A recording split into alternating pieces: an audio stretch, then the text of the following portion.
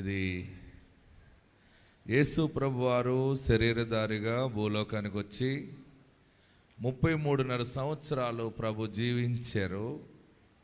ప్రభు జీవించిన కాలంలో ఇది చివరి వారం, చివరి ఆదివారం అన్నమాట.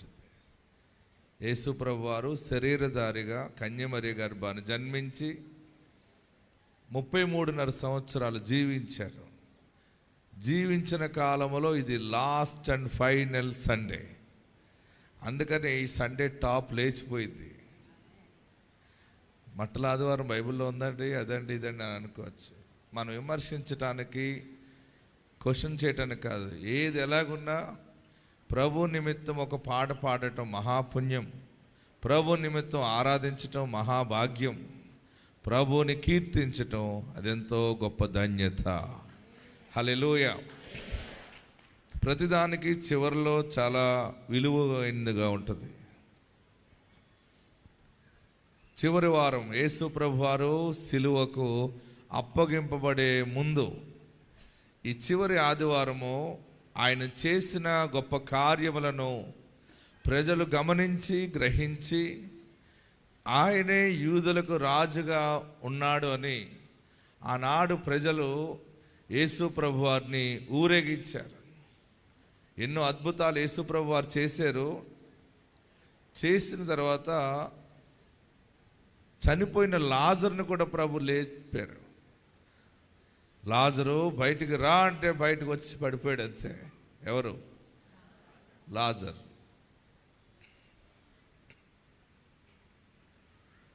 లాజర్ని సమాధి నుండి లేపటం, అప్పటికే చాలామంది అందరూ చెప్పుకోవటం, ప్రభువారు మరలా అదే ప్రాంతానికి పండుగ పస్కా పండుగ ఉందని ఆయన మళ్ళీ అక్కడికి వెళ్ళినప్పుడు ప్రజలందరూ తెలుసుకుని అక్కడ లాజర్ని లేపాడు కదా, ఆయన ఇక్కడికి వచ్చారు. అక్కడ కుంటివాడిని బాగు చేశాడు కదా. ఎప్పుడైతే ఒక అద్భుతము ప్రజల్లో గ్రహింపైందో మిగిలిన కార్యాల గురించి కూడా ప్రజలు గ్రహించడం మొదలుపెట్టారు. ఆ ప్రాంతంలోనే ప్రభువారు ఎన్నో శ్రమలు, అవమానాలు కూడా ఎదురుపడినాయి ఆయనకి. కానీ యేసు ప్రభువారు జీవించిన కాలంలో చివరి ఆదివారము ఇక ప్రజలు బడి తెగించారు.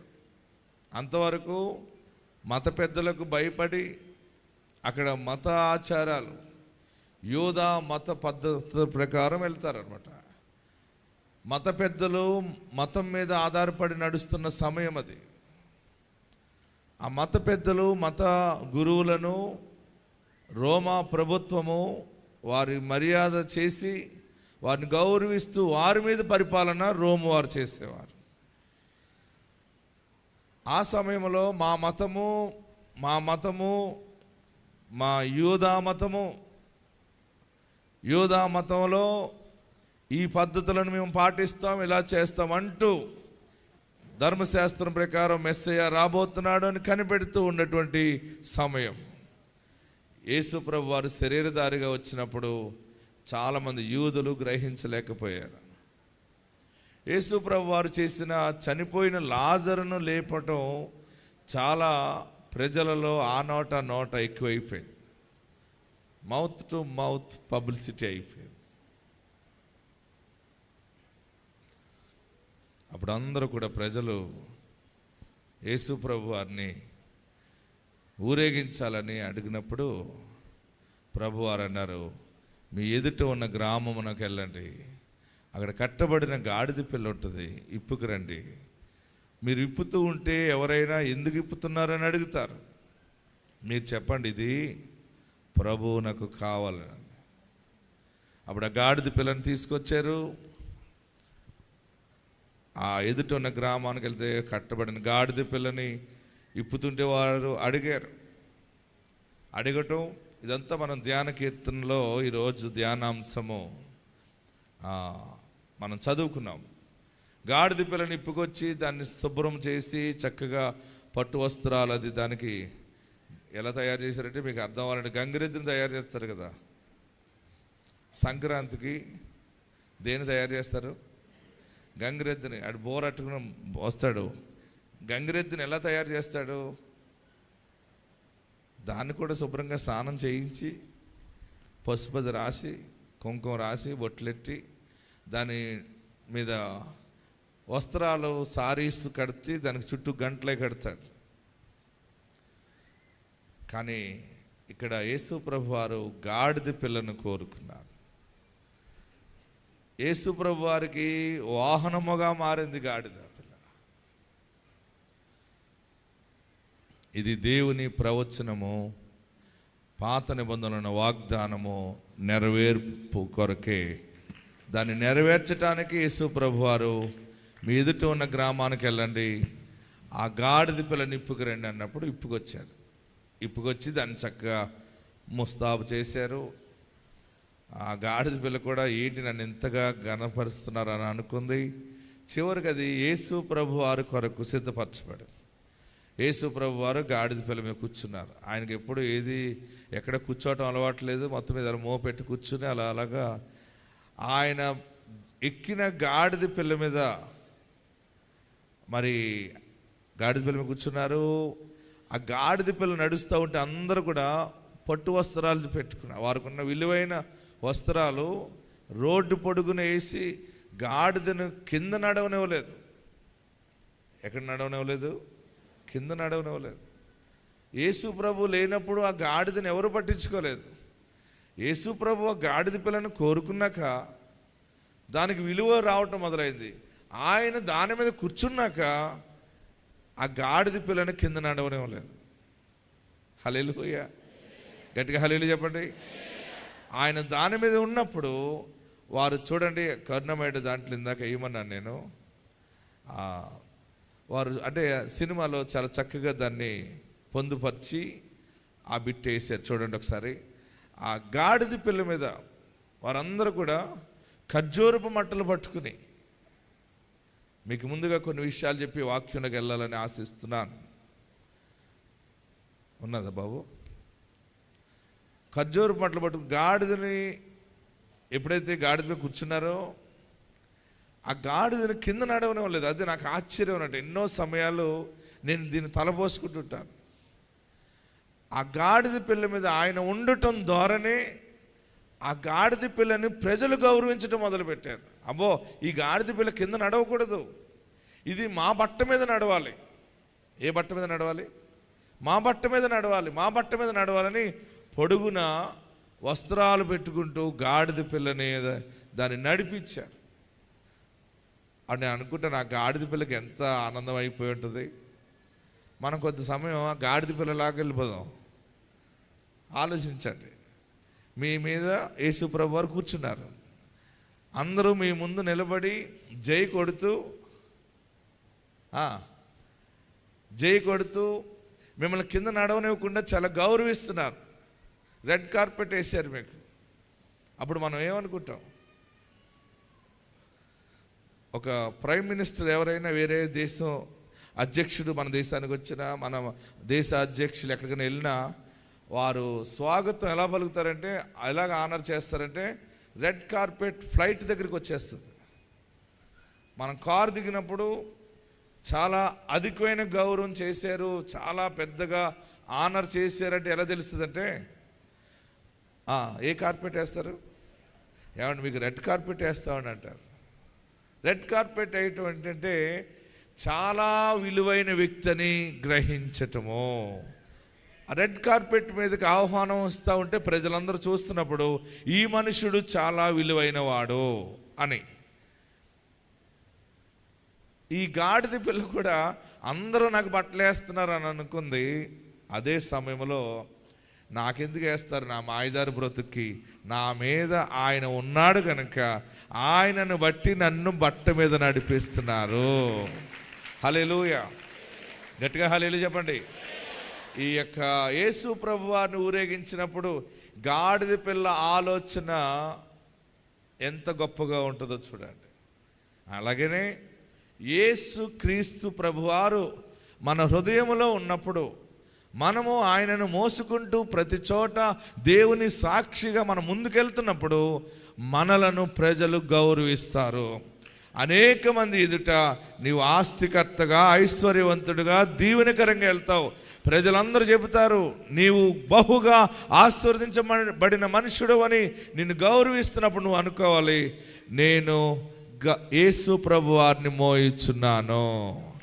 ప్రతి చోటని సాక్షిగా ప్రభువా నేనుండు, ప్రతి చోటని ప్రభువా నేను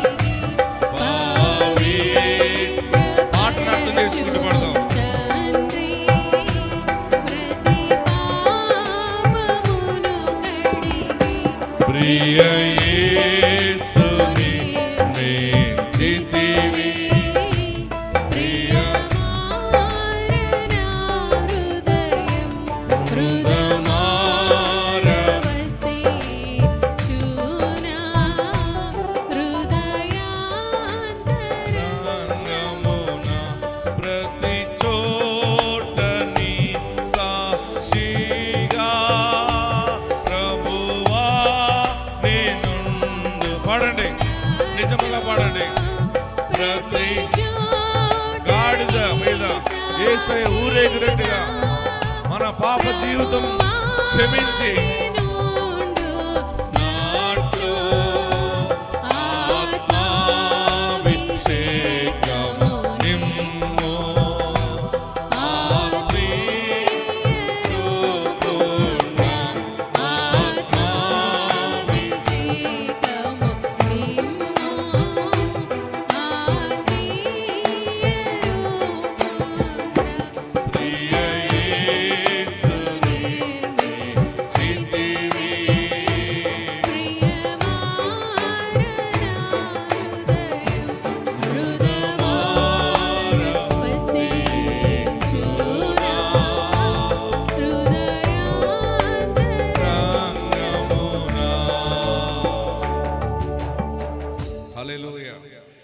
గట్టిగా హల్లెలూయా చెప్పండి. ఉందా? చూడండి, ఒకసారి గమనించండి. ప్రభు యొక్క వాక్యాన్ని బట్టి పిక్చర్ తీసి అది వాళ్ళందరూ కూడా లాజరును ప్రభు లేపి ఉన్నారని ఆనాడు ఆ యూదులందరూ కూడా వారందరూ కూడా ఖర్జూరపు మట్టలు పట్టుకుని ఆయన చూడండి వస్త్రాలు వేస్తున్నారు. చూడండి, వారి చున్నీలు, వారి వస్త్రాలు, చక్కటి బట్టలు వేసి ఎవరిని నడిపిస్తున్నారు చూడండి. అక్కడ ఎవరిని నడిపిస్తున్నారు? అక్కడ చక్కని గాడిద పిల్ల కూడా ఉంది.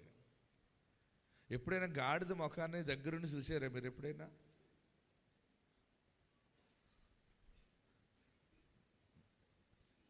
మీరు గాడిద ముఖాన్ని ఎంతమంది చూశారు దగ్గరుండి ప్రత్యక్షంగా? చేయి పైకెత్తండి. మీకు ఏంటో అర్థం అవ్వలేదా? గాడిద ముఖంలో చాలా అమాయకత్వం ఉంటుంది. ఏముంటుంది? నేను మొన్న ఒక మనుష్యుడికి చెప్పాను, నాకు 2 గాడిద పిల్లలు కావాలి కొను అని. సరేనండి అన్నాడు. నాకు ఫోటో పెట్టాడు, సెల్లో ఉంది, చాలా కాస్ట్ ఉందని చెప్పాడు. నేనేమన్నానంటే 2 గొర్రె పిల్లలు, 2 గాడిద పిల్లలు ఆ సైట్లో ఉండాలని చెప్పాను. అంటే గాడిద దగ్గర ఉన్నటువంటి ఆ ఇన్నోసెంట్లో చూస్తుంది, దాని ఫేస్ కూడా నిజముగా దానికి బాగా చూడండి, ఎంతో దయగలిగినటువంటి ముఖం ఉంటుంది గాడిద ముఖంలో. ఎన్ని మూటలు వేసినా, కొందరు వస్తారు మనకి సంక్రాంతికి ఎప్పుడు వస్తారు ఊర్ల మీదకి, వారు మొత్తం మూటలు ఉంటాయి. ఒక్కొక్కరు ఎవరైనా ఊరు వెళ్తే ఎన్ని బ్యాగులు ఉంటాయో, సూట్ కేసులు ఉంటాయి. ఈ గాడిద మీద వారి లోడ్ అంతా వేస్తే అది వారితో పాటు సమానంగా ఎంత భారమైనా నెమ్మదిగా మోసుకుంటూ వెళ్తుంది. గట్టిగా ఏమైనా కజ్జవాడుతుందా? ఎందుకంత బరువు వేసావు? సీరియస్గా చూస్తుందా గాడిద? ఎంత బరువు వేసినా ఇంక మొయ్యలేను నేను అన్నది ఎప్పుడు కూడా. ఆ యజమానుడు ఎంత బరువు వేసినా మోస్తానే ఉంటుంది. ఇంకోటి ఏంటంటే గాడిద ఎప్పుడు అలసిపోదు. ఇది మీరు ఎప్పుడైనా చూడండి, గాడిద పడుకోవడం చూశారు ఎప్పుడైనా మీరు? సాధారణంగా గాడిద పడుకోవటం అంటే దానికి ఎంత టైర్డ్ అవుతేనే కానీ, ఎంత జబ్బు పడితేనే కానీ గాడిద పడుకోదు. ఇంచుమించు గాడిద ఎప్పుడు కూడా కాళ్ళ మీద నిలబడే ఉంటుంది. గాడిదలో లక్షణాలు చూస్తే భారాన్ని భరిస్తుంది.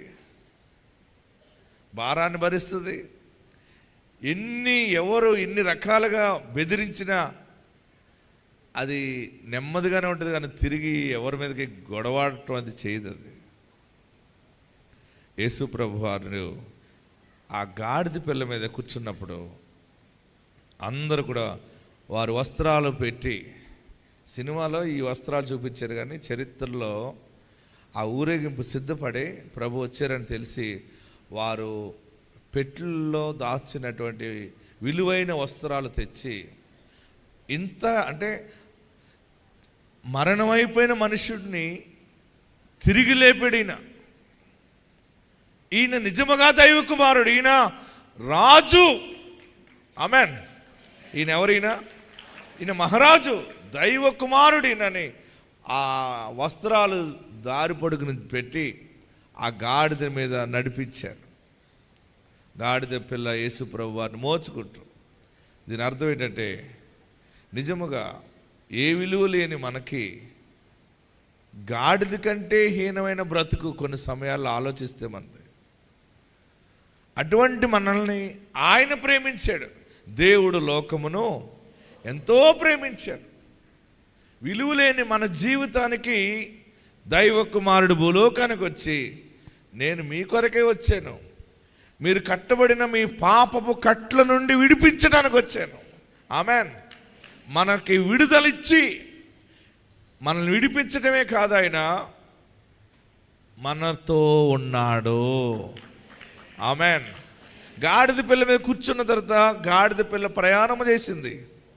పాపములో భారములో కట్టబడిన నీ జీవితాన్ని యేసు విడిపించారు. హల్లెలూయా. పరిశుద్ధాత్ముడు విడిపించాడు. విడిపించిన తర్వాత ఆయన నీలోకి వచ్చాడు. ఈ మట్టల ఆదివారం ఒక శుభవార్త చెప్పమన్నాడు దేవుడు మీ అందరికీ. మీకు ఈ రోజు నుండి మీ ప్రయాణము ఊరేగింపుతో నడుస్తుంది. మీ ఆలోచనలు ఊరేగింపుతో నడుస్తుంది. మార్చ్ ఎండింగ్ అన్ని ఇంతవరకు ఒక రౌండ్ అయింది. కొత్త రౌండ్ అంతా కూడా ఖర్జూర మట్టల ఊరేగింపుతో కూడిన నీతి కలిగిన ప్రయాణము, యేసుతోటి కూడిన ప్రయాణము. పరిచర్యలో, వ్యాపారాల్లో, వ్యవసాయములో, సమస్తములో గొప్ప ఆశీర్వాదకరమైనటువంటి జర్నీ స్టార్ట్ అయ్యింది. ఆత్మ మీకు తోడుండును గాక. వాక్యంలోకి వెళ్దాం. పరిశుద్ధ గ్రంథంలో మరి మట్టల గురించి ఆలోచిస్తున్నాం ప్రియులరా. మరి యోహాను సువార్త 12వ అధ్యాయము, యోహాను సువార్త, జాన్ చాప్టర్ 12 verse 9 to 10 ఒకరు చదవండి. యోహాను సువార్త కాబట్టి యోహాను సువార్త 12వ అధ్యాయము 9వ వచనం. కాబట్టి యూదులలో సామాన్య జనులు ఆయన అక్కడ ఉన్నాడని తెలుసుకొని యేసును చూచుటకు మాత్రమే గాక మృతులలో నుండి, చూడండి, మృతులలో నుండి ఆయన లేపిన లాజరును కూడా చూడవచ్చు. అతనిని బట్టి యూదులలో అనేకులు తమ వారిని విడిచి యేసునందు విశ్వాసముంచిరి గనుక, చూడండి, యేసు ప్రభువుని చూడాలని వచ్చారు. రెండోది, ఆయన లేపిన లాజరును చూడటానికి వచ్చారు. లేపిన వాడిని చూడటానికి వచ్చారు, లేచిన వాణిని చూడటానికి వచ్చారు. మూడవది, చాలా అద్భుతమైన సువార్త జరిగింది. అప్పుడు వారు ఏం చేశారంటే యేసునందు విశ్వాసం ఉంచారు. ఆమేన్. ఈ మట్టల ఆదివారం, ఈ చివరి ఆదివారం యేసు ప్రభు వారు శరీరధారిగా ఉన్నప్పుడు జరిగింది ఏంటంటే లాస్ట్ అండ్ ఫైనల్ సండే, అదంతా కూడా సాల్వేషన్ సండేగా మారిపోయింది, రక్షణ ఆదివారముగా మారిపోయింది. హల్లెలూయా చెప్పండి, గట్టిగా హల్లెలూయా చెప్పండి, ఇంకా గట్టిగా హల్లెలూయా చెప్పండి. లేపిన వాణిని చూడటానికి, ఆయన లేపిన లాజరును చూడటానికి. నిజంగా లాజరైనా ఎవరైనా డమ్మీ కానీ పెట్టారా? డూప్ పెడతారు కొంతమంది. ఎక్కడ లాజరును కానీ ఏమైనా డూప్ చేశారేమో అని యేసు ప్రభు వారిని చూశారు. వారికి ఇంకా విశ్వాసం సరిపోక చనిపోయి తిరిగి లేచిన లాజరుని చూశారు. లాజరుతో మాట్లాడారు. వారు అనుమానం అంతా తీర్చుకున్నారు.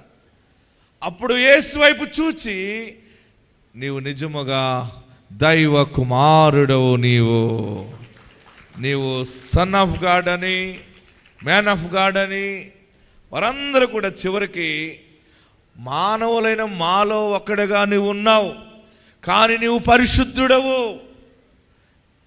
అని చెప్పి యేసునందు విశ్వాసముంచిరి.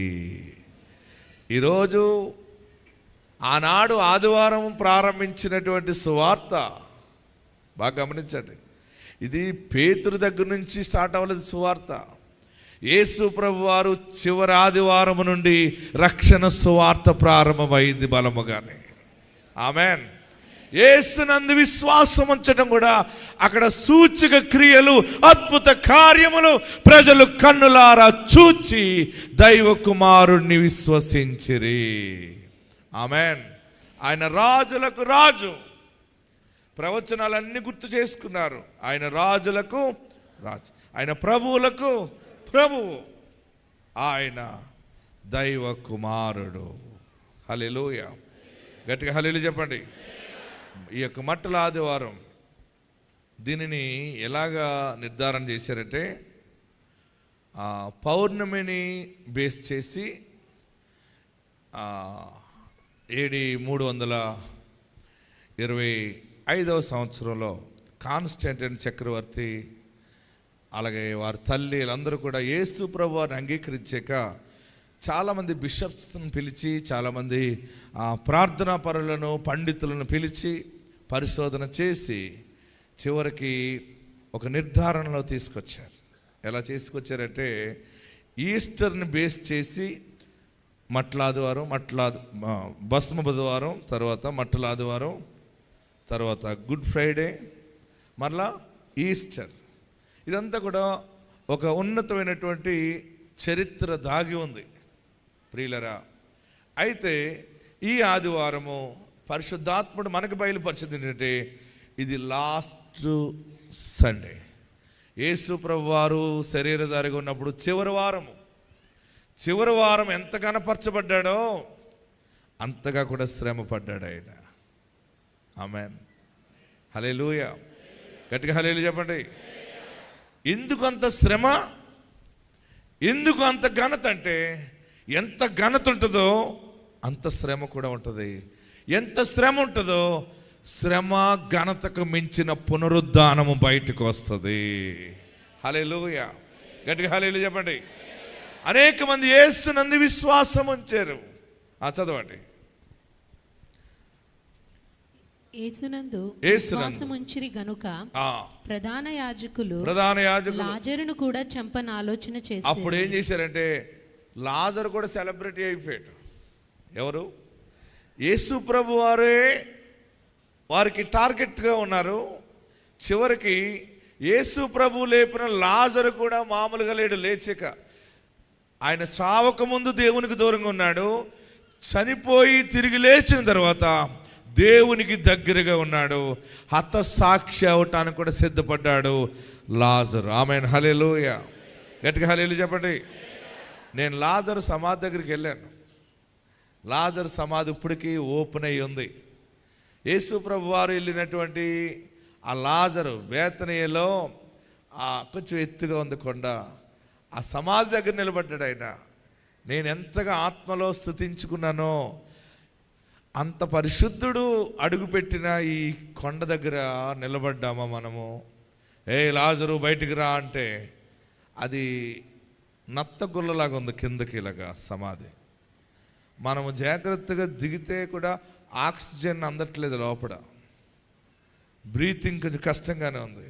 అయినా సరే లాజరును గుడ్డలతో కట్టి ఎక్కడ పరుండి పెట్టారో ఆ లాస్ట్ డెడ్ ఎండ్కి కూడా వెళ్ళాను. వెళ్ళి అక్కడ ప్రభువుని స్తుతించాను. ఎందుకంటే దేవుని వాక్యము సత్యమైనది. ఆమేన్, హల్లెలూయా చెప్పండి. గట్టి హల్లెలూయా చెప్పండి.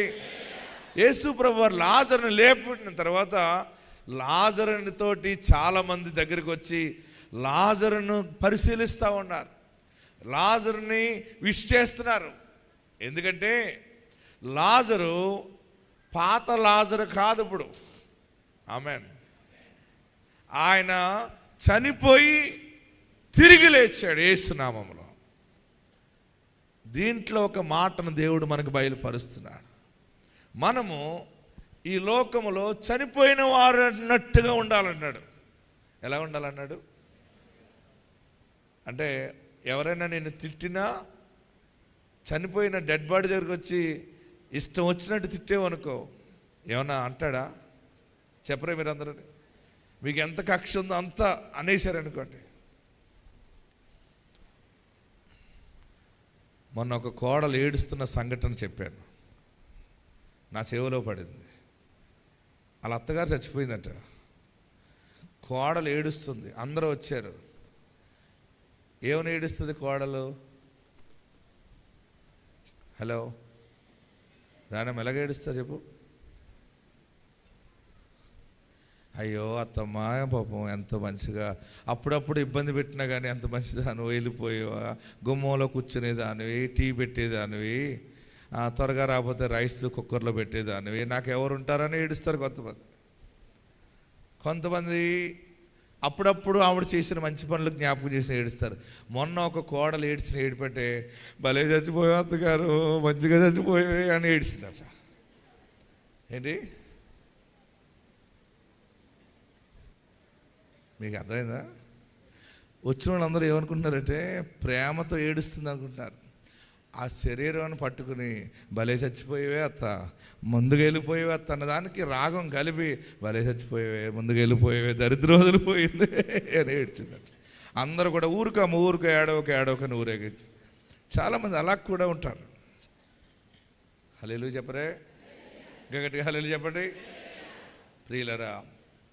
అప్పుడు ఆ అత్తగారికి ఏడుపు వినపడుతుంది కదా. ఏమన్నా ఏడుస్తున్నావే అంటదా? నువ్వేమైనా అనుకో, నేను ఇక్కడ లేను అనుకుంటుంది. అంటే పౌరుషం ఎంతున్నా చనిపోయినప్పుడు ఇది ఆగిపోతుంది, ఇక తిరగబడదు. యేసుని అంగీకరించిన నీవు నేను, లోకము మనల్ని ఎన్నన్నా సరే మనము మౌనముగా ఉంటే మనము ఘనపరచబడే సమయం ఆసన్నమవుతుంది. హల్లెలూయా, హల్లెలూయా.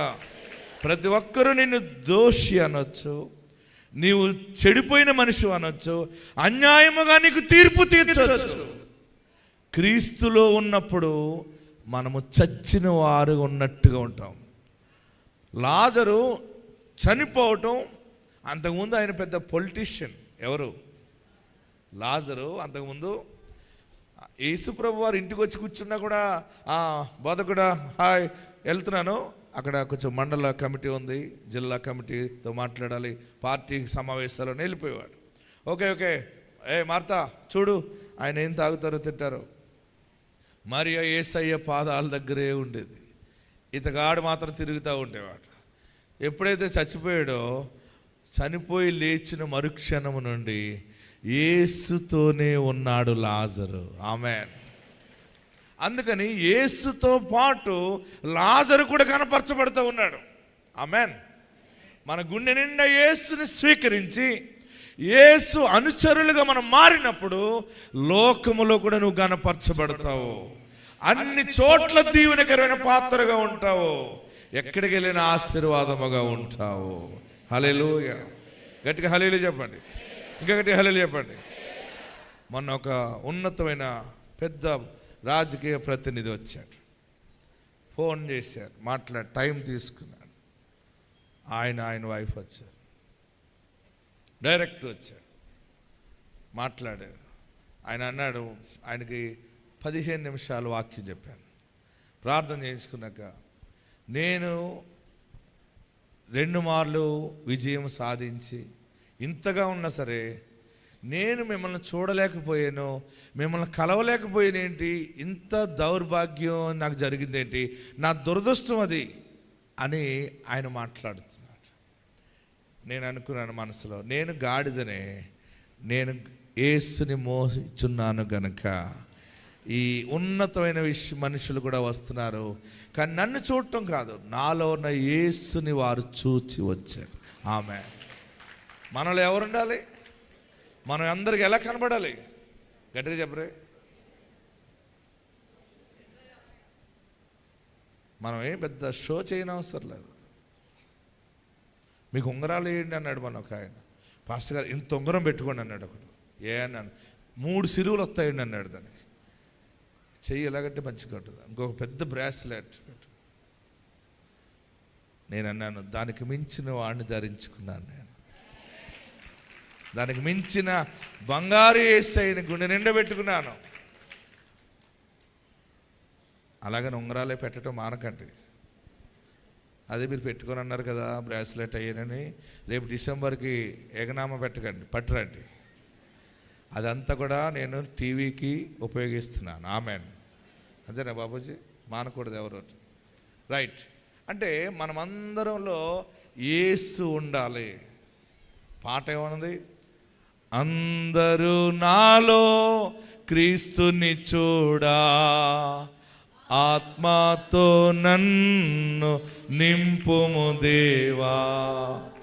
అందరూ నాలో క్రీస్తుని చూడా, ఆత్మతో నన్ను నింపుము దేవా.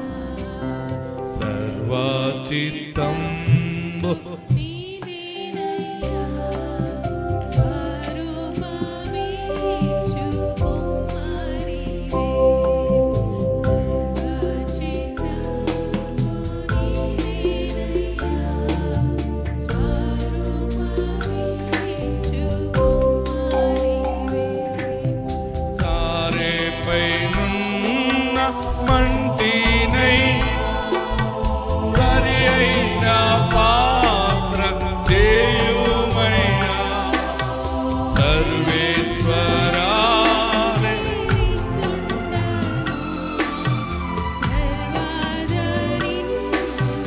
సేవింతును. సర్వేశ్వరానే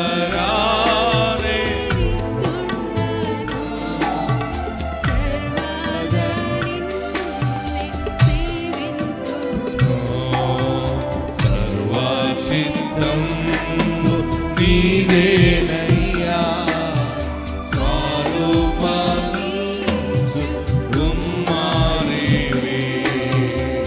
హల్లెలూయా. గట్టిగా హల్లెలూయా చెబుదాం, ఇంకా గట్టిగా హల్లెలూయా చెబుదాం. మరి గాడిద పిల్ల మీద ప్రభు ఉండటం ద్వారానే గాడిదకి విలువ వచ్చింది. మరి మన బ్రతుకులో ఆయన ఉంటేనే మనకు విలువ వస్తుంది. నీ పిల్లలకి విలువ వస్తుంది, నీ పిల్లల పిల్లలకి విలువ వస్తుంది. ఎవరిని బట్టి నీకు వస్త్రాలు వస్తాయి? ఎవరిని బట్టి నీకు ఐశ్వర్యం వస్తుంది?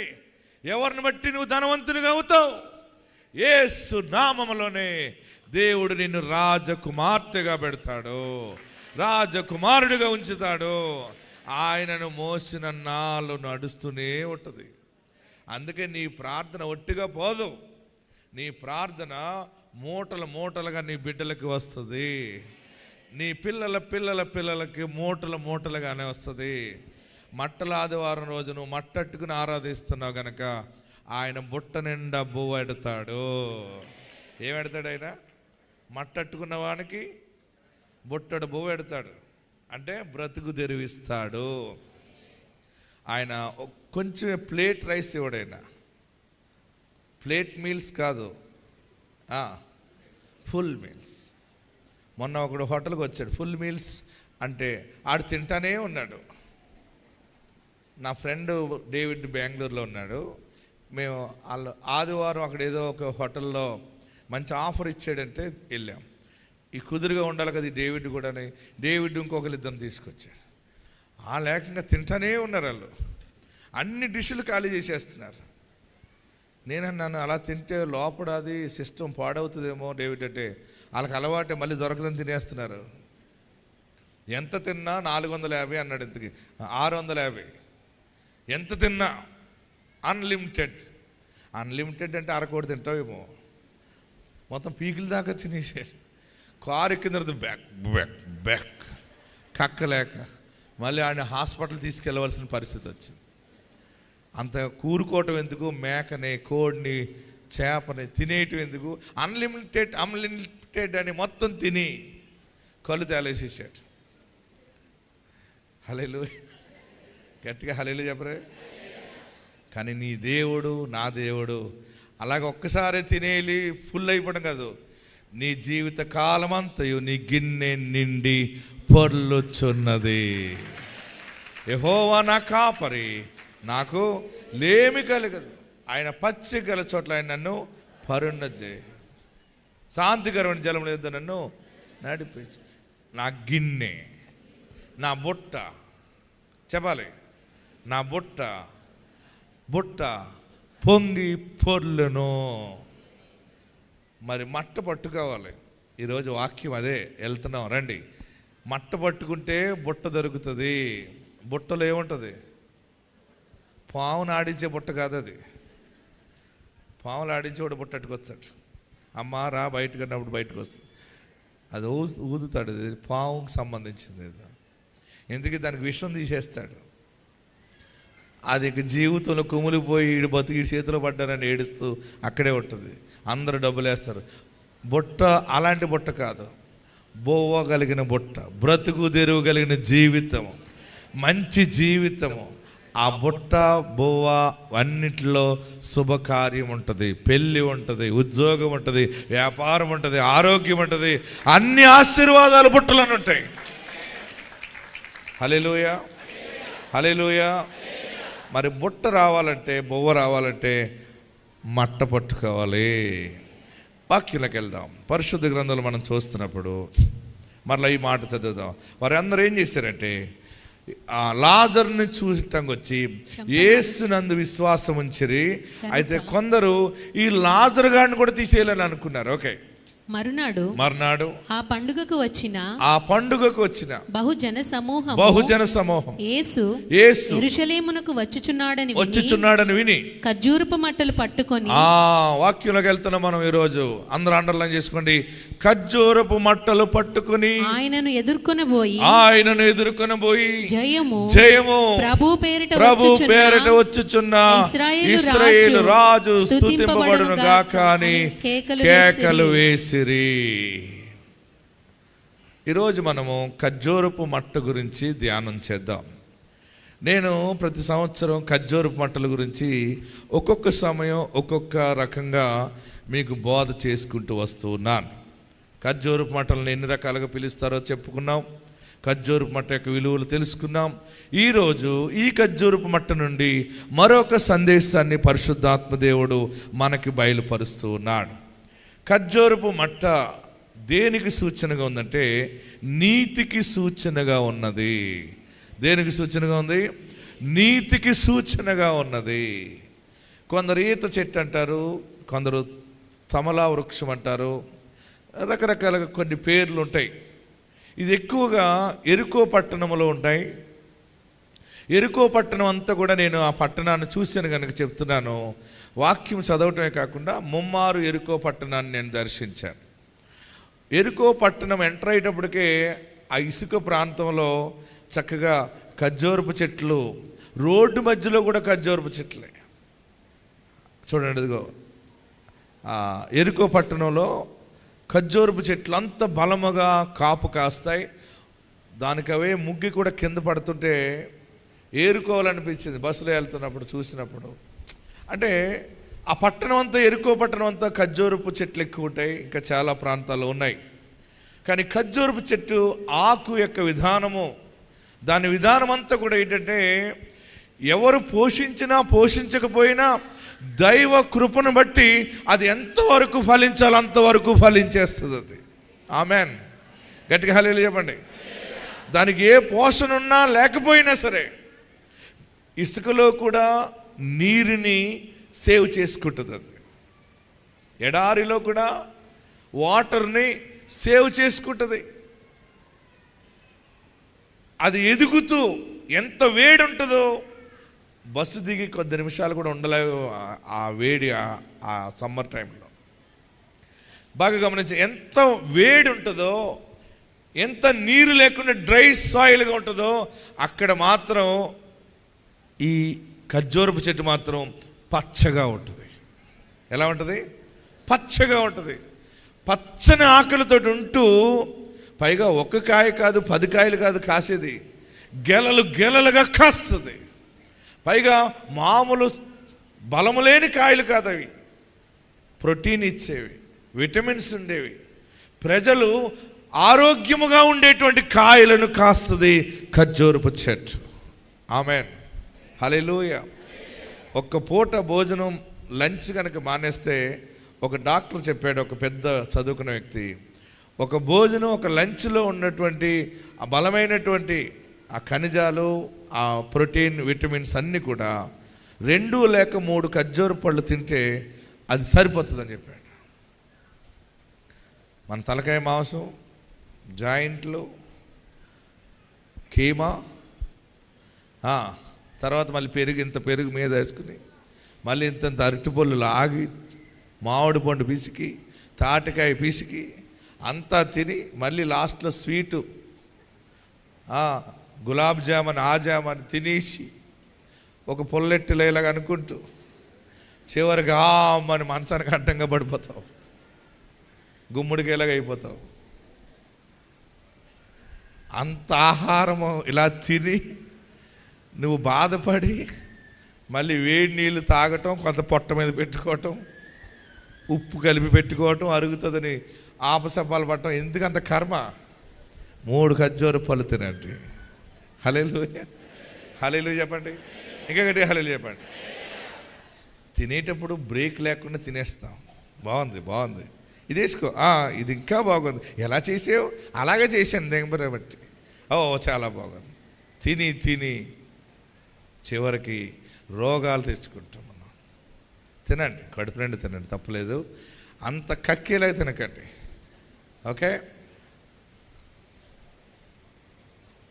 మొన్న మా ఊర్లో ఒకడు అలాగే తినేసాడు. ఆడు తింటే ఆడు ప్రాణం పోయేలాగుంటే, మా ఊరు పక్కన కాటరని కొనని ఉంటుంది, అక్కడ ఒక డాక్టర్, ఆయన ఇలాగా ఎక్కువ తిన్న వాళ్ళని బతికిస్తాడు. మందు తాగుతారు చాలామంది, పాయిజన్ తీసుకుంటారు, డెమెక్రిన్ అదని, వాళ్ళని బతికిస్తాడు. ఉప్పు నీళ్ళు లోపల గొట్టం పెట్టి ఉప్పు నీళ్ళు పోసేస్తాడు, అంతే. అదంతా రియాక్ట్ అయ్యి బోళ్ళు అని బయటకు వస్తుంది, మొత్తం అంతా అలాగ బతికిస్తాడు. ఆయన మన చనిపోయాడు. వాళ్ళ అబ్బాయి సేవకుడిగా ఉన్నాడు. ఇప్పుడు మన పాస్టర్స్ దాంట్లో సూపర్వైజర్గా కూడా మాధవ్ బాబు అని ఉంటాడు. ఉన్నదే చెప్తున్నాను మీకు. ఆయన దగ్గర తీసుకెళ్తే ఆడ ఏం చేసాడు, అతను గొట్టం వేసేసాడు లోపలికి డైరెక్ట్గా, వేసేసి ఉప్పు పాడేసాడు, అంతే. బొల్లు అని బయటకు వచ్చింది. మొత్తం బతికాడు, పెళ్ళి అయింది, 2 పిల్లలు పుట్టారు. అలా తిని తిని తిని చాలా బాధలు పడకండి, కొంచెం తగ్గించుకుని తినండి, ఎక్కువ సార్లు తినండి, చాలా మంచిదని పెద్ద ఆయన చెప్పాడు. ఓకే, ఈ ఖర్జూరపు పళ్ళు చాలా శ్రేష్టమైనవి. ఆకులు కత్తిరి వేసినట్టుంటాయి. ఎలా ఉంటాయి? ఆ ఆకు చూడండి చక్కగా ఒక క్రమముగా ఉంటుంది. అందుకనే కీర్తనకారుడు ఈ చెట్టును వంక చూచి ఈ చెట్టుని నీతిమంతునితో పోల్చాడు. హల్లెలూయా. ఎవరితో పోల్చాడు? నీతిమంతునితో పోల్చాడు. ఖర్జూర వృక్షం ఎలాగుంటుందంటే అద్భుతంగా తెలియపరిచాడు. దేవుని నీతి, ఆమేన్. నీతిమంతుడు ఖర్జూర వృక్షం వలె మోవు వేయుదుడు.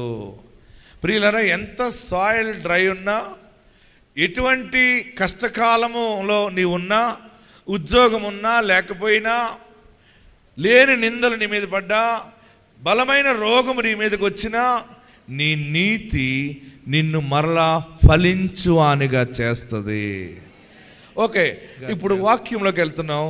నెమ్మదిగా నేర్చుకోండి. ఆ యూదులు యేసు ప్రభువారిని ఖర్జూరపు మట్టలతో, చదవండి, ఏం చేశారు? వారు ఖర్జూరపు మట్టలు పట్టుకొని ఆయనను ఎదుర్కొనబోయి జయము ప్రభు పేరిట వచ్చుచున్న ఇశ్రాయేలు రాజు స్తుతింపబడును గాక. ఆమేన్. ఈరోజు పరిశుద్ధాత్మ దేవుడు, నేను ప్రార్థనలో ఉన్నప్పుడు ఇందాక నాకు పరమాత్ముడు నాకు బయలుపరిచింది ఏంటంటే, పట్టుకున్న మట్ట ఏంటంటే అది నీతి. రాసుకోండి. వారు దేన్ని పట్టుకున్నారు? నీతిని పట్టుకున్నారు. ఆమేన్. మనం దేన్ని పట్టుకోవాలి? ఇప్పుడు మట్టలతో ఆరాధన చేశారని మనం మట్టలట్టుకుని చూపించాం, అంతా అయిపోయింది. ఈ మట్టే దైవ నీతికి సూచన. నీ బ్రతుకులో నీవు దేవుణ్ణి ఆరాధించేటప్పుడు, నేను ఆరాధించేటప్పుడు నీతితో ఆరాధించాలి. ఆమేన్. ఎలాగ ఆరాధించాలి? మీరు నీతిని పట్టుకోవాలి. ఆమేన్. నీతిని పట్టుకుని పైకెత్తాలి. యేసుకి జయమని చాటి చెప్పాలి. నీతి, సమాధానం, ఆత్మలో ఆనందము, అదే దేవుని రాజ్యము. హల్లెలూయా చెప్పండి. మీరు మట్ట పట్టుకోవటం, మనం మట్టలను చూపించాం. ఇదిగో ఇక్కడ ఉంది మట్ట. ఎవరికి బుట్ట దొరుకుతుంది అంటే, నేను ప్రార్థనలో దేవుని ఆత్మ నాకు చెప్పింది, మట్ట పట్టుకున్న వానికి బువ్వ బుట్ట దొరుకుతుంది. అంటే నీతిని పట్టుకున్న వానికి, పట్టుకున్న తర్వాత ఆ నీతితో జయమని ఆరాధన చేసేవానికి దేవుడు మంచి బ్రతుకు తెరువిస్తాడు. పాడి పంటలు ఇస్తాడు, భూగృహాలు ఇస్తాడు, మోక్ష రాజ్యాన్ని ఇస్తాడు. నీ చేతితో పట్టుకుని ఆరాధించాలి. ఎలాగా? మీరు ఇప్పుడు ఏం పట్టుకోవాలి? మనం అందరు చెప్పండి. వారు దేన్ని పట్టుకున్నారంటే ఖర్జూరపు మట్టలు. ఎందుకంటే ఆ ఊరేగింపు జరుగుతున్నదంతా కూడా ఆ యేసు ప్రభు వారు నీతిమంతుడని, ఎలాంటి వాడని? నీతిమంతుడైన ఆయన ఆరాధించినప్పుడు నీతికి సూచనగా ఖర్జూరపు మట్టలు ఎత్తి జయము హల్లెలూయా అని పాడి స్తుతింతును.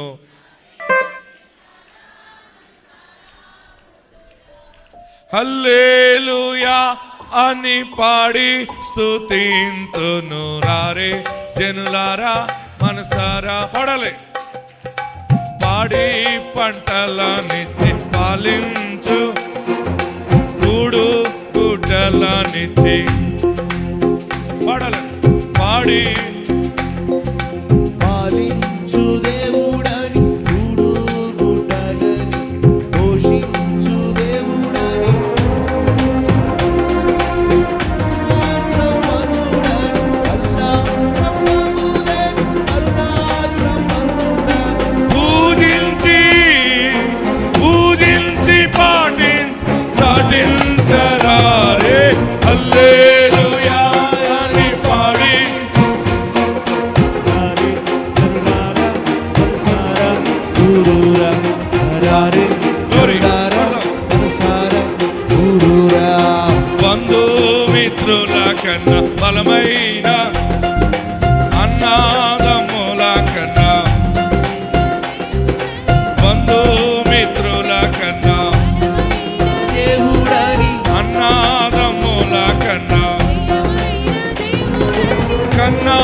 బిడ్డల కన్నా బిడ్డల కన్నా కన్నుల పూజించి పడదాం. చాటు చరారి హల్లెలూయా చేతులు పైకెత్తి పడ్డారు. రారే జనులారా మనసారా నోరారా రారే జనులారా మనసారా ఊరూరా రాజాది రాజుల కన్నా నీచాది నీచులను వచ్చేనని రాజాది రాజుల కన్నా రాజైన దేవుడని నీచాది నీచులను ప్రేమించవచ్చేనని నిన్నానేడు ఏకరీతిగా ఉన్నాడని నిన్నాడు ఏకరీతిగా ఉన్నాడని పూజించి పాటించరారే హల్లెలూయా అని పాడి స్తుతింపరారే జనులారా మనసారా ఊరూరా రారే జనులారా మనసారా ఊరారా పాడి పంటలనిచ్చి పోషించు దేవుడని మూడు గుడ్డలనిచ్చి పోషించు దేవుడని పాడి పంటలనిచ్చి పాలించు దేవుడని మూడు గుడ్డలనిచ్చి పోషించు దేవుడని తోడు నీడగా నిన్ను కాపాడు దేవుడని తోడు నీడగా నిన్ను కాపాడు నాదుడని పూజించి పాటించి చాటించరారే హల్లెలూయా అని పాడి స్తుతింపరారే జనులారా మనసారా ఊరూరా రారే జనులారా మనసారా ఊరూరా రారే జనులారా మనసారా ఊరూరా రారే నోరారా ఊరూరా పాట పాడిన నీవు ఎలుగెత్తి నీతిగా సమాజంలో ఆరాధన చేస్తే ఆ మట్టే నీకు బుట్టగా మారుతుంది. బుట్టలో బొవ్వు ఉంటుంది. ఎలాగుంది? బాగుందా? తట్టలో ఉంటావా బుట్టలో ఉంటావా? తట్ట కింద కోడి పెట్టి ఉంటుంది. తట్ట కింద కోడి పిల్లలు ఉంటాయి. ఎవడైనా దాని తట్టను ఏం చేస్తారో తెలుసా అండి? తట్ట మీద రాళ్ళు పెడతారు. విలేజ్లో చూడండి ఏం పెడతారు? ఎందుకంటే ఎవడో ఒకటి దాన్ని ఎత్తేస్తాడండి. ఏ కుక్కలో పీకేసి అనుకోండి కోళ్ళు బయటకు వెళ్ళిపోతాయి. తట్టలో ఉన్నాయి బయటికి వెళ్ళకుండా మన పూర్వీకులు పెద్దలు దాని మీద వెయిట్ పెడతారు ఏదన్నా. కానీ బుట్ట ఎక్కడ ఉంటుందంటే తట్ట ఎప్పుడైనా తిరగబడుతుంది. ఎవడొకడు కోడి పెట్టలను పట్టిపోయాడు ఉంటాడు, నైట్ పట్టిపోతారు. బుట్ట ఎక్కడ ఉంటుంది? బుట్ట బయట ఉండదు. బుట్ట గదిలో ఉంటుంది. బుట్ట నిండా బియ్యం ఉంటాయి, కందులు ఉంటాయి. బుట్టలో ఏముంటాయి? ధాన్యం ఉంటుంది. బుట్టలో అన్ని పదార్థాలు ఉంటాయి. తట్టలో ఏముండవు. తట్టలో గడ్డి ఉంటుంది, కప్పు కట్టుకుని కోళ్ళు కప్పడం పని చేస్తుంది. మీరు తట్టలో ఉండాలనుకుంటున్నారా బుట్టలో ఉండాలనుకుంటున్నారా? అబ్బాయి ఎంత ఇష్టమో బుట్ట అంటే మీకు. బుట్టలో బంగారం ఉంటుంది, బుట్టలో బొవ్వు ఉంటుంది, అంటే ఉద్యోగం ఉంటుంది. అంటే దేవుని నీతి కలిగిన బుట్టది. ఆమేన్. నీతిమంతుడు 6 సార్లు పడిపోయినా తిరిగి లెగిస్తాడు. బుట్టలో ఎన్ని కష్టాలు వచ్చినా, ఈ పక్క నుంచి ఆ పక్కకి, ఆ పక్క నుంచి ఈ పక్క పడ్డా, నువ్వు బుట్టలోనే ఉన్నావు కనుక ఏదో రోజు మరలా ఆశీర్వాదకరమైన సాక్షిగా ఉంటావు. ఆమేన్. తట్ట తాత్కాలికంగా స్థితిని సూచిస్తుంది. బుట్ట భూలోకంలో జీవించినంత కాలం నీతిగా నిన్ను నడిపించడానికి అవకాశం ఉంటుంది. మీరు ఎందులో ఉంటారు చెప్పండి? బుట్ట అన్న వాళ్ళు చేయి పైకెత్తి హల్లెలూయా చెప్పండి. తట్ట అన్న వారు 2 చేతులు గట్టిగా చప్పట్లు కొట్టి ప్రభుని స్తుతించండి. అది తట్టలో ఉన్నవారులారా బుట్టలోకి రండి. నేడే ప్రవేశ ద్వారం. ఈరోజు ఉచితంగా టికెట్ ఉంది. ఆమెన్. తట్టలో ఉండొద్దు. హలో, ఎక్కడుంటావు? బుట్టలోనే ఉండాలి, సంఘములోనే ఉండాలి, సంఘం అనే బుట్టలో ఉండాలి. హల్లెలూయా చెప్పరే. ఎన్ని శ్రమలున్నా నీ యజమానుడు నిన్ను నెత్తి మీద పెట్టుకుని ఊరంతా తిప్పుతాడు. ఎక్కడికి వెళ్ళినా నిన్ను తిప్పుతానే ఉంటాడు. బుట్టతోటే ప్రయాణం ఉంటుంది. సంఘములో ఉండాలి, మట్ట పట్టుకోవాలి. మట్ట అంటే ఖర్జూరపు మట్ట. ఏంటిది? నీతి కలిగిన మట్ట. ఆమెన్. అబద్ధాల మట్ట కాదు, నీతి నిమిత్తమైనది. నీతిని పట్టుకుంటే మా నాన్నగారు అనేవారు, బాబా బోళ్ళని ఆశీర్వాదాలు ఇస్తాడు. ఏమైనా ఆశీర్వాదాలు అన్నాను. ఒకసారి గాలి తగ్గిపోయింది, సేవకి వెళ్ళి వస్తుంటే పంచర్ పడిపోయింది. ఎదరేమో బియ్యం బ్యాగ్ ఉన్నాయి, అందరు బియ్యం పట్టుకు వస్తారు కదా, బియ్యం బ్యాగ్ ఉన్నాయి. దగ్గరగా ఒక 8-10 కిలోస్ రైస్ ఉంటుంది. మళ్ళీ ఒక డ్రమ్ము, మళ్ళీ బైబిల్ బ్యాగు, నా బైబిల్ బ్యాగు మా నాన్నగారిది నడిపిస్తున్నారు. మా నాన్నగారు చెమటలు పట్టేస్తున్నాయి. నాకు జాలేసింది. అది రోడ్డు లేదు అప్పుడు, బడుగుపేటకి మట్టి రోడ్డు, చాలా ఇబ్బంది ఉంది. ఏదో ముళ్ళు గుచ్చుకుంది, పంచర్ అయిపోయింది. దొల్లిందామన్నా ఫ్రీగా దొల్లే సైకిల్ కదా, అదో రకమైన గాడిద అది. దానికి లోపల ఆయిల్ అది లేనట్టుంది. మేము నడటమే కష్టం అంటే దాన్ని నడిపించటం. అప్పుడు నేను, ఎందుకంటే ఇన్ని కష్టాలు ఇక్కడికి రావటం అవసరమా అన్నాను. బాబా ఇది దేవుని పని అన్నాడు. ఏం పని ఇది? ఏంటిది? ఆ చిల్లరేంటి? ఇదేంటి? ఎవరో గేదె ఈనిందని నేను పాలు ఇచ్చారు. తొలి కొబ్బరికాయ అని చెప్పి ముందుగా కాసిందని చెప్పి 2 కొబ్బరికాయలు ఎట్టుకొచ్చారు. 2 కొబ్బరికాయలు సైకిల్కి, ముర్రు పాలు ఒలుగుపోకుండా మూతెట్టి దానికి ఒక పేపర్ ఎట్టి. ఏంటండి అన్నాను. నాన్నన్నారు, బాబా ఇది దేవుని వ్యవసాయం. ఏమన్నాడు ఆయన? ఇది దేవుని వ్యవసాయం. ఈ వ్యవసాయంలో గేదె పాలు వస్తాయి, కొబ్బరికాయలు వస్తాయి. నేను అన్నాను, అన్నీ వస్తాయి కానీ పంచర్ అడిపోయింది ఇక్కడ అన్నారు. అలాగ అనకూడదు బాబా. ఇది నీతిని మనం కాపాడుకుంటున్నాం. ఎవరో వచ్చారు, ఎన్నో చెప్పారు, ఈ బియ్యాన్ని మీరు రైస్ షాప్కి ఇచ్చేయండి పాస్టర్ గారు. మేము అలా ఇచ్చి మేము మంచి రైస్ తెచ్చుకుంటున్నాం అన్నాడు ఇంకో పాస్టర్ గారు. ఆ పాస్టర్ అమ్మ కూడా మా అమ్మగారు చెప్పింది, మీరు నలుగురు 4 చేతులతో ఇచ్చిన ఈ రైస్ మీరు తినకండి, ఇది షాపులో ఇచ్చేస్తే షాప్ వాడు మనకి మంచి సన్న బియ్యం ఇస్తాడు, అది చాలా బాగుంది, మేము తెచ్చుకుంటున్నాం, అలా చేయండి అంటే. మా నాన్న అన్నారు,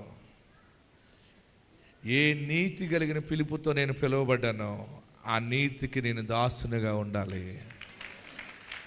అందరూ ఇచ్చినే మేము తినాలి, అది వారికి ఆశీర్వాదం అన్నాడు. సన్న బియ్యం తిన్న వాళ్ళు సన్నం అయిపోయి అక్కడే ఉన్నారు. వాళ్ళు అన్ని రకాల బియ్యం తిన్నాం, మేము అన్ని చోట్లకి వెళ్ళి సువార్త ప్రకటిస్తూ ఉన్నాం. హల్లెలూయా, హల్లెలూయా చెప్పరే. బుట్టలో మట్ట పట్టుకుంటే బొవ్వ దొరుకుతుంది. నీ జీవితంలో నీతిని కాపాడుకో, నీతిలో నిలబడు, ఖర్జూర వృక్షములేమో వేస్తావు. వాక్యంలోకి వెళ్దాం, సమయం అవుతుంది. పరిశుద్ధ గ్రంథం మనం చూస్తున్నప్పుడు ఇర్మియా గ్రంథం 3వ అధ్యాయము 11 నుండి 13 చదువుదాం. అంటే ఇది ఒక హెబ్రీ పదముగా కనపడుతూ ఉంది. పాత నిబంధనలో ఈ ఖర్జూరపు మట్ట అనేది తామారు అనే పేరునకు సంబంధించింది. అయితే దీని యొక్క హిస్టరీ చాలా బలంగా కనపడుతుంది.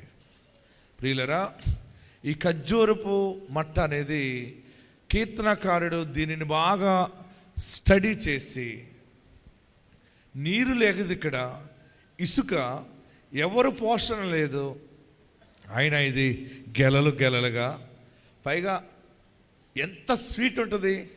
ఏది? ఖర్జూర పండు ఎంతో స్వీట్ ఉంటుంది. నిజముగా ఒక కాలువవారిన ఉన్నటువంటి కోకోనట్ కూడా అంత స్వీట్ ఉండదేమో. నీరు లేని ప్రాంతంలో, ఏ మనుషుడు లేని ప్రాంతంలో, ఏ ఆధారము లేకపోయినా దానికిగా నిలబడి దాని బ్రతుకే అది కేవలము దేవుడి మీద ఆధారపడి బ్రతుకుతుంది ఖర్జూరపు చెట్టు. ఇక్కడ మనం చూడాలంటే ఈత చెట్టు.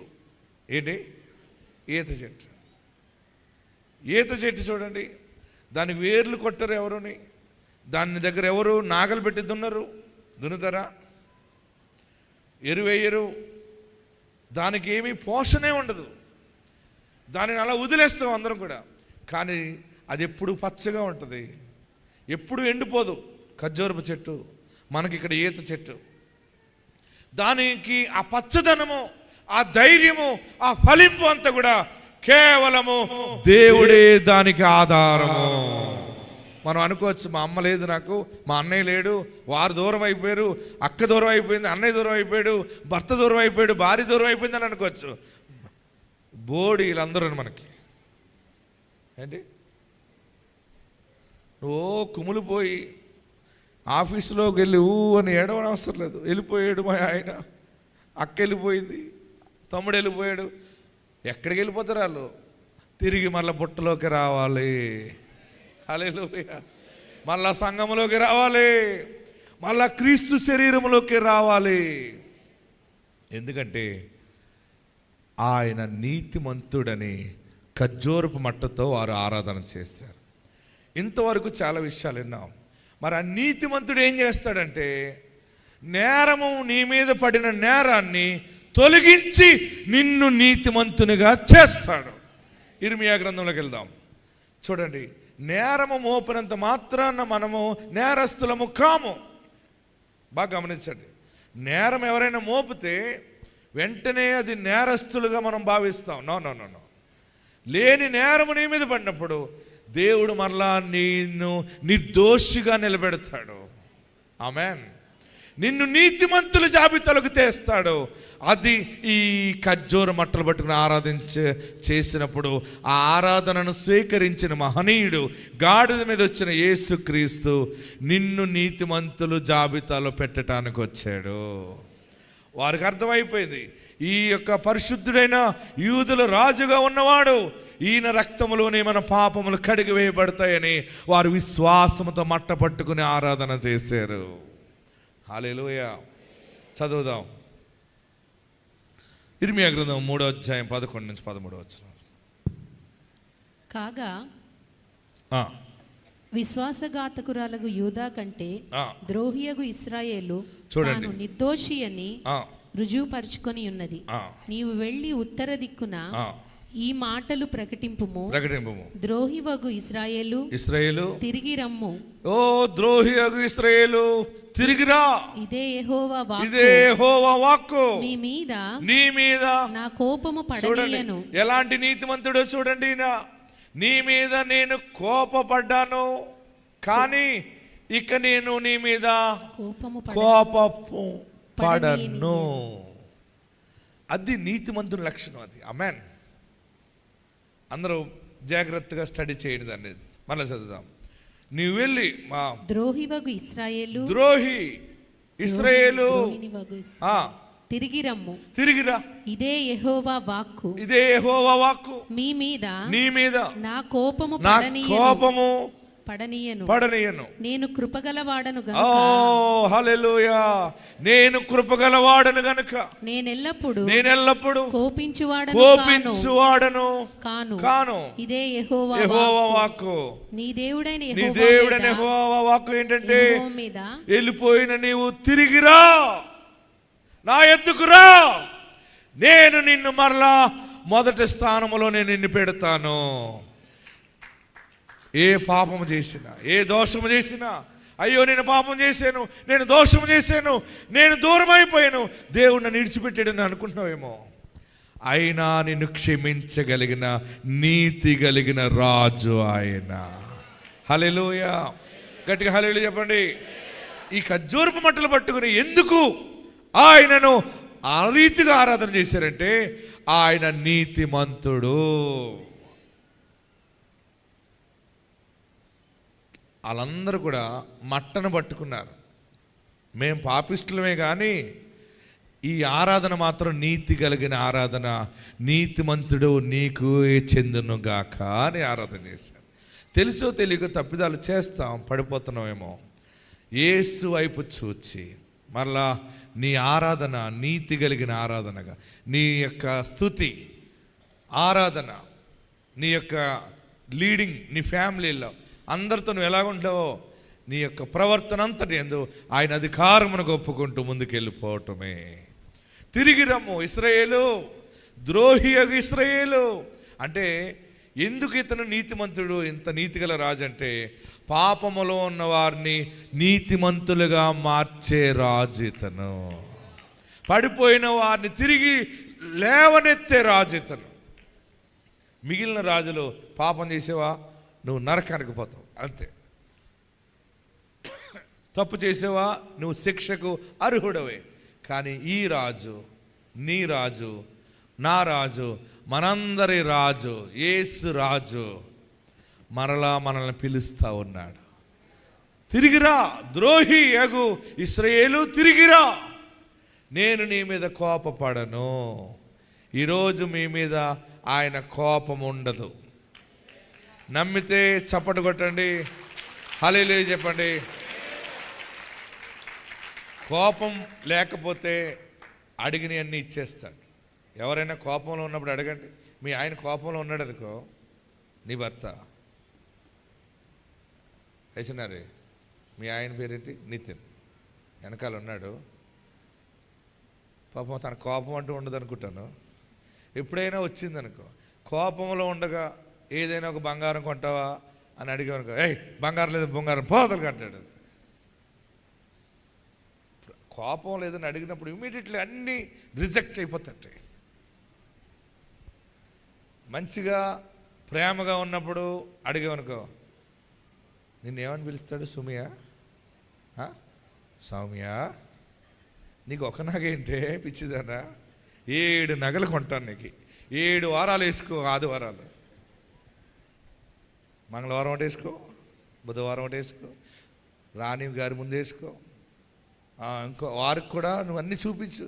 మా ఆయన 7 వారాల నగలు కొన్నాడని చెప్పు. ఎవరంటారు? ప్రేమగా ఉన్నప్పుడు ధారాళమైన వరాలు వస్తాయి. తెక్కలు వేసిపోయినప్పుడు అడిగేవానికి ఎలా ఉంటుంది? ఏముండదు, అంతే. అంతేనా రాజుగారు?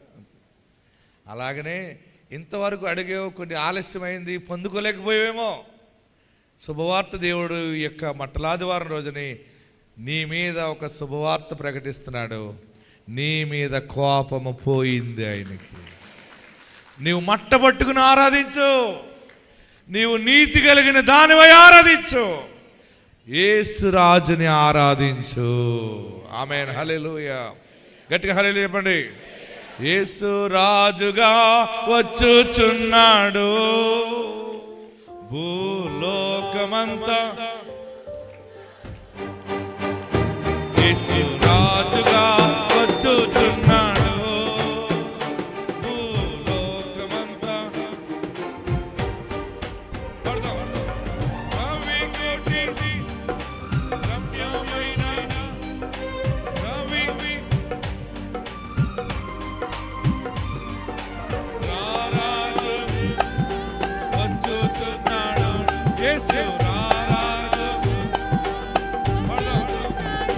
యేసు రాజుగా వచ్చుచున్నాడు, భూలోకమంతా తెలుసుకుంటారు, యేసు రాజుగా వచ్చుచున్నాడు, భూలోకమంతా తెలుసుకుంటారు.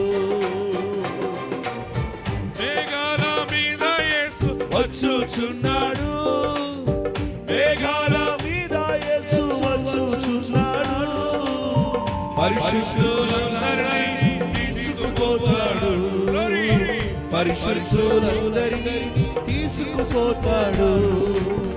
లోకమంతా శ్రమ కాలము, లోకమంతా శ్రమ కాలము, విడువబడుట బహుఘోరం, విడువబడుట బహుఘోరం. యేసు రాజుగా చూచున్నాడు, చేతులు పైకెత్తి, ఖర్జూరపు మంటలు పైకెత్తి. తెలుసుకుంటారు, యేసు ఆయన రాజని నువ్వు అనుకుంటే చేతులు పైకెత్తబడు. భూలోకమంతా తెలుసుకుంటారు. రవికోటి తేజుడు, రమ్యమైన దేవుడు, రవికోటి తేజుడు, రమ్యమైన దేవుడు, రారాజుగా వచ్చుచున్నాడు, యేసు రారాజుగా వచ్చుచున్నాడు, యేసు యేసు రాజుగా వచ్చుచున్నాడు. భూలోకమంతా తెలుసుకున్నాడు. యేసు రాజుగా వచ్చుచున్నాడు. భూలోకమంతా తెలుసుకుంటాడు. హల్లెలూయా. ఆయన నా రాజు అని చెప్పండి. యేసు నా రాజు.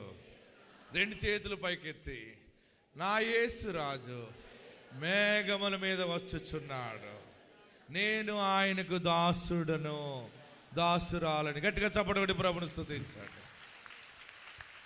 పాపము క్షమించి ద్రోహియగు ఇశ్రాయేలు తిరిగిరా. దానినే రోమీలు రాసిన పత్రికలో ముగిందాం, సమయం అవుతుంది, చాలా ఉంది, సమయం తక్కువ ఉంది. ప్రియులరా, రోమీలు రాసిన పత్రిక 3వ అధ్యాయము 23-24 వచనాలు చదువుదాం. రోమీలు రాసిన పత్రిక. ఏ భేదము లేదు, ఏ భేదము లేదు, అందరూ పాపము చేసి దేవుడు అనుగ్రహించు మహిమను పొందలేకపోతున్నారు. కాబట్టి నమ్మువారు, చూడండి, కాబట్టి నమ్మువారు ఆయన కృప చేతనే. అందరూ అండర్లైన్ చేసుకోండి, ఇదే మీకు మెయిన్ శుభవార్త. కాబట్టి నమ్మువారు ఆయన కృప చేతనే క్రీస్తు యేసునందలి విమోచనము ద్వారా ఉచితముగా నీతిమంతులని తీర్చబడుచున్నారు. ఆమేన్.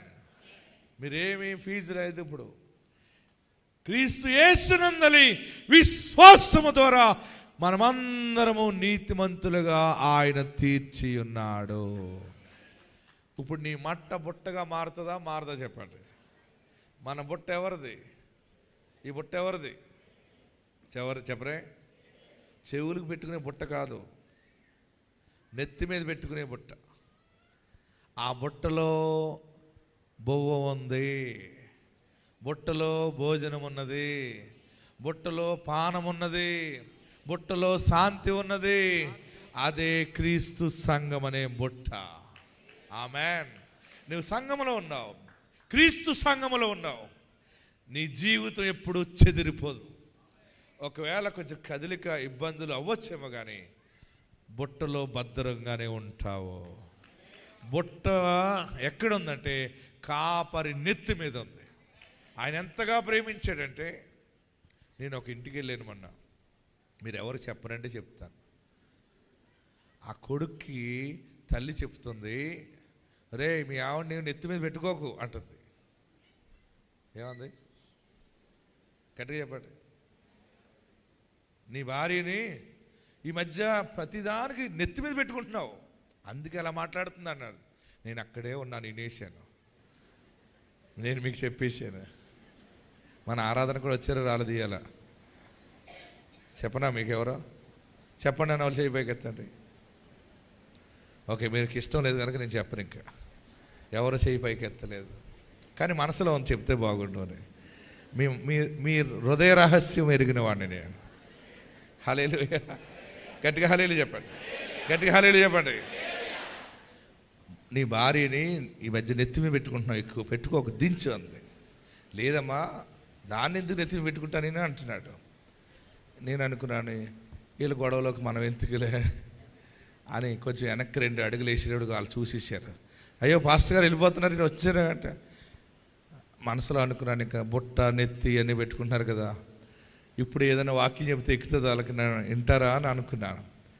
కానీ ఆ తల్లి అంటుంది, మా అబ్బాయికి కొన్ని సూచనలు ఇస్తున్నానండి అంది. కొంతమంది భార్యని నెత్తిమి పెట్టుకునే బుట్ట అనుకుంటారు, కొంతమంది భర్తలు భార్యని బుట్ట నెత్తిమి పెట్టుకుంటారు. ఇష్టం లేనప్పుడు తీసుకెళ్ళి గోదాట్లో పాడేస్తారు. మగుడు భర్తకి తిక్కలేసింది అనుకోండి, నెత్తిమి పెట్టిన అన్నాలు పెట్టుకుంటాడు. రమ్మగారు అంతేనా?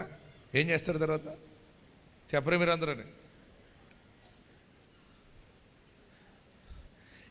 కట్టుకున్నవాడు పాడేస్తాడేమో కానీ, కన్న తండ్రి అయినా పాడేస్తాడేమో, తల్లి అయినా పాడేస్తుందేమో కానీ, నీ కొరకు శరీరధారికి వచ్చిన యేసు ఎప్పటికీ నిన్ను పాడేయకూడదనే ఆయన పడిపోయాడు. ఆమేన్. ఆయన నిన్ను కాపాడుకుంటూనే ఆ గాయాలు ఆయన పడ్డాడు. మీ నిమిత్తమే నేను గాయపరచబడ్డాను, మీ నిమిత్తమే నేను రక్తాన్ని కార్చాను. బుట్టలో ఉన్న నీవు చెదిరిపోకుండా ఉండాలి. పునరుద్ధానం వరకు, రెండవ రాకడ వరకు, 1000 ఏండ్ల పాలన వరకు నిన్ను నేను మోస్తూనే ఉన్నాను అన్నాడు. హల్లెలూయా, హల్లెలూయా.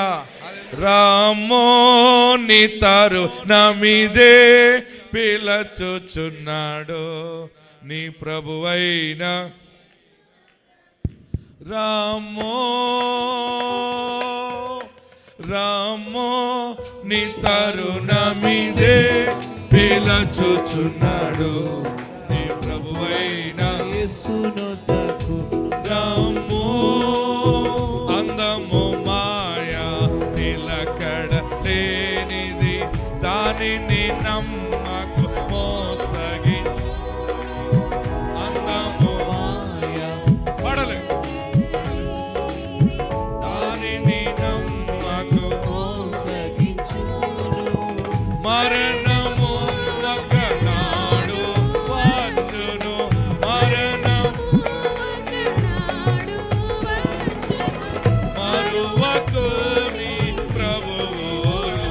రామో నీ తరుణమిదే పిలచుచున్నాడు నీ ప్రభువైన యేసునొద్దకు రామో.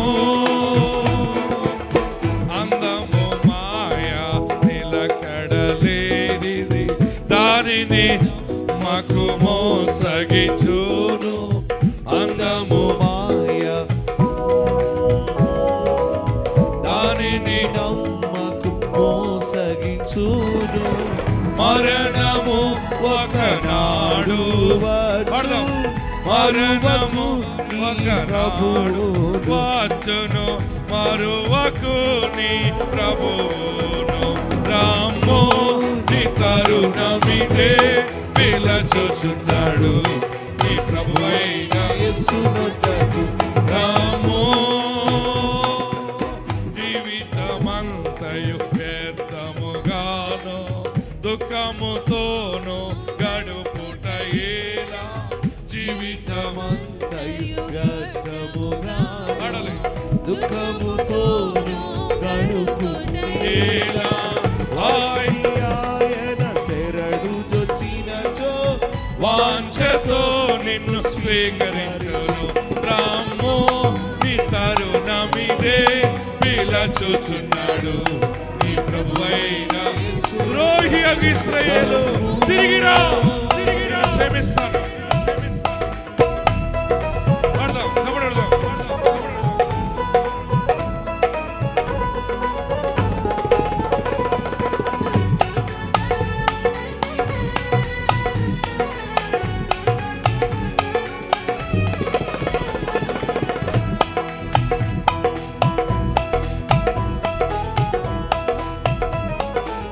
కట్టిన ఇల్లు ధన ధాన్యములు కనబడు బంధు మిత్రులోను.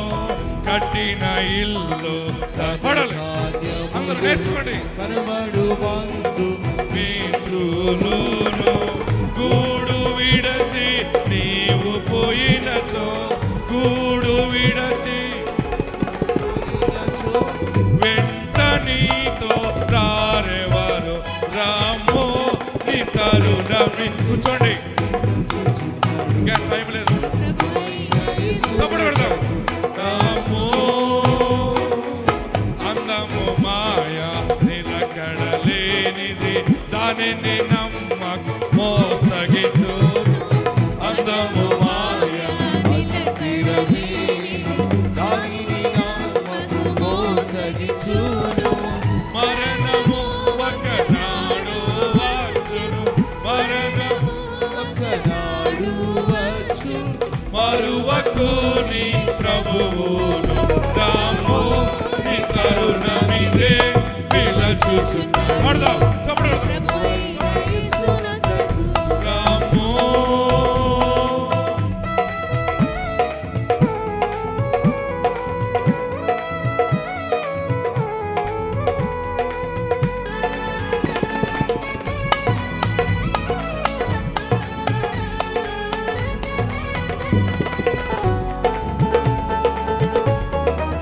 మరలా నీ జీవితం అంతా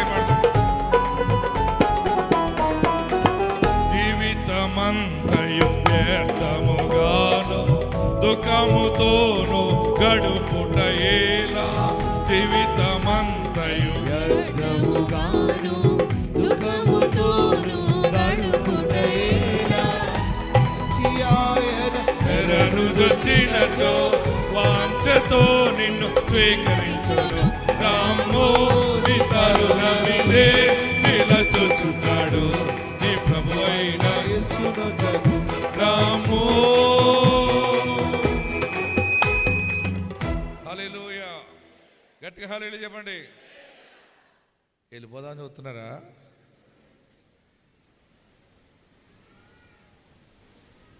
అప్పుడే వెళ్ళనిస్తారా? ఆమెన్. దేవుని బుట్టలో ఉన్నాం మనం. మీ పిల్లలు ఎక్కడికి వెళ్ళిపోయినా, మీరు ఎక్కడికి వెళ్ళిపోయినా, ఎందులోకి వెళ్ళినా, ఏది ప్రారంభించినా నాశనము కావు. నువ్వు దేవుని చేతిలో బుట్టలో ఉన్నావు. ఆ బుట్ట నెత్తి మీద ఉంది ఆయనకి. మనల్ని ఎక్కడ పెట్టుకున్నాడు ఆయన? చెప్పాలి మీరందరూ. ఎవరో నెత్తి మీద పెట్టుకున్నారు, ఎవరినో అది కాదు. జుట్టులో పెట్టుకోలేదు ఈయన, జుట్టు పైన పెట్టాడు ఆయన. 2 చేతులతో పట్టుకుంటున్నాడు ఆయన. హల్లెలూయా చెప్పరే. ఆ ముడిలో పెట్టుకున్నాడు అనుకోండి, కొంచెం కష్టం అయిపోను, ఇంక ఎదుగుదల ఉండదు. మరి ముడి నిన్ను నొక్కేస్తుంది. బుట్ట నెత్తి మీద జుట్టు పైన పెట్టుకుని పరలోకము నుండి భూలోకానికి వచ్చాడు. మళ్ళీ భూలోకము నుండి బుట్టట్టుకుని పరమునకు తీసుకెళ్ళిపోతాడు. బొవ్వ పెడతాడు, మంచి ఉద్యోగం వస్తుంది, మంచి వ్యాపారం వస్తుంది, ప్రతి చోట నీతి కలిగిన సాక్షిగా ఉంటావు. గొప్ప క్షమాపణిచ్చి నిన్ను క్రీస్తునందలి నీతిమంతులుగా తీర్చి ఉన్నాడు. ఇంకా చాలా వాక్యం ఉంది. దేవుని చిత్తం అయితే మళ్ళీ ఆదివారం ధ్యానం చేస్తాం. అందరూ కూడా తలలో వంచండి. ఉన్నవారు లేచి నిలబడి, ఎక్కడున్నవారు అక్కడే. ప్రభువా, నేను ఇంకా పాపం చేసానేమో, నా పాపమే కష్టం వచ్చినప్పుడల్లా పాపం అని అనుకుంటున్నావేమో. నీ పాపాన్ని యేసు రక్తం అందులో కడిగి వేసే ఉన్నాడు. అందరూ లేచి నిలబడదాం. ఈ మట్టల ఆదివారము దినాన దేవుడు మనకిచ్చిన వర్తమానం. ఎక్కడున్నవారు అక్కడే లేచి నిలబడి, నేను ఏరే మట్ట పట్టుకునయా, నీతి కలిగిన మట్ట పట్టుకుని నా నీతితో నిన్ను ఆరాధిస్తాను. నాకు నువ్వు ఇచ్చిన రక్షణ నీతి. నా జీవితంలో నా పాపాన్ని కడిగివేసి నన్ను నీతిమంతుల జాబితాలో పెట్టావు. నా నీతిమంతుడవు నీవే, నా నీతికి ఆధారము నీవే బాబు. ఎన్ని మార్లు పడిపోయినా, ఎన్ని మార్లు తూలిపోయినా, నష్టపోయినా, నీ గాయాన్ని పదే రేపి ఉన్నానేమో, అయినా నువ్వు నా తండ్రిగా ఉన్నావు, నువ్వు నా కాపురిగా ఉన్నావు. నన్ను విడువద్దు బాబు. నీ మీద కోపము లేదు దేవునికి. నీవు అడిగినది పొందుకుంటావు. 100% 2 చేతులతో ఆశీర్వాదాన్ని పట్టుకుంటావు. నీ నోరంతటితో, నీ నోటితో దేవుని స్తుతిస్తావు. ఆయన జీవాన్ని బట్టి స్తుతిస్తావు. ప్రతి చోట దేవుని సాక్షిగా ఉంటావు. ప్రతి చోట ఆయన సాక్షిగా ఉంటావు. నువ్వు ఒంటరివి కావు, నువ్వు ఒంటరి కాదు. పరమాత్ముడు నిన్ను ఆయన నెత్తి మీద పెట్టుకున్నాడు. నన్ను ఎవరు గౌరవించట్లేదని అనుకుంటున్నావా? నన్ను ఎవరు పట్టించుకోవట్లేదు. నా స్థితి లాగా ఉండదు కనుక నేను అందరికీ అవమానముగానే అయిపోయాను. నేను ఒంటరి అయిపోయిన కనుక, నేను ఫైనాన్షియల్ గా పాడైపోయిన కనుక నేను అందరికి విలువ లేని మనిషిగా అయిపోయిన ఏడుస్తున్నావా? దేవుడి దినాన్ని నీతో మాట్లాడుతున్నాడు. ఎవరు అవమానము చేసినా, ఎవరు నిన్ను నీచముగా చూచినా, నేను నిన్ను ప్రేమిస్తున్నాను. ఎంతగా అంటే నా నెత్తి మీద పెట్టుకుని నిన్ను ఊరేగిస్తా. అనేక రాష్ట్రాలు తీసుకెళ్తాను, అనేక దేశాలు తిరుగుతాను. ప్రతి చోట నా సాక్షిగా నీవు ఉంటావు. ప్రతి చోట ఉంటావు. నేను నిన్ను విడువలేను. కష్టాలు వస్తే నీ కొరకు నేను తూలిపోతానేమో గాని నిన్ను తూలిపోనివ్వను. నిన్ను అవమానము చేయను. రెండు చేతులు పైకెత్తి, నాకు నువ్వు ఉన్నావు బాబు. ఎవరున్నా లేకపోయినా నా గుండె నిండా నిన్ను స్వీకరిస్తానే.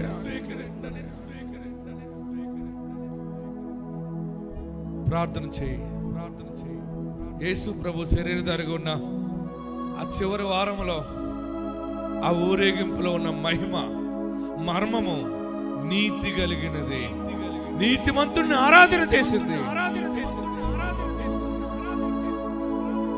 ద్రోహి ఇశ్రాయేలు రా, తిరిగి రా, నేను క్షమిస్తానన్నాడు. అదే వాక్యము ఈరోజు క్రీస్తు యేసునందని కృప ద్వారా రక్షించబడి నీతిమంతులుగా తీర్చబడ్డావు. నీవు నీతిమంతుడవు, అంతే. నువ్వు నీతిమంతురాలువు. నేను ఇంకా పాపినని అనుకోకు. యేసుకి చోటిచ్చావు, నీవు నీతిమంతుడివే.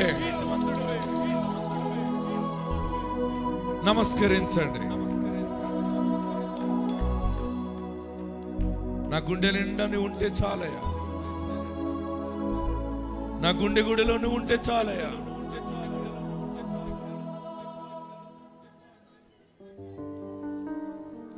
గుండె నిండా యేసు ఉంటే కన్నీలే ముత్యాలు. గుండె గుడిలో యేసు ఉంటే దుఃఖమైన సంతోషం. రెండు చేతులు నెత్తి పెట్టుకొని నన్ను ఆశీర్వదించు, రెండంతలుగా దీవించు బాబాని. గుండె నిండా నువ్వే, నా గుండె నిండా నువ్వే,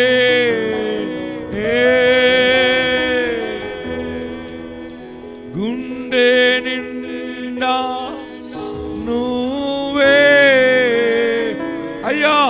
నా గుండె నిండా నువ్వేనయ్యా. గుండె నిండా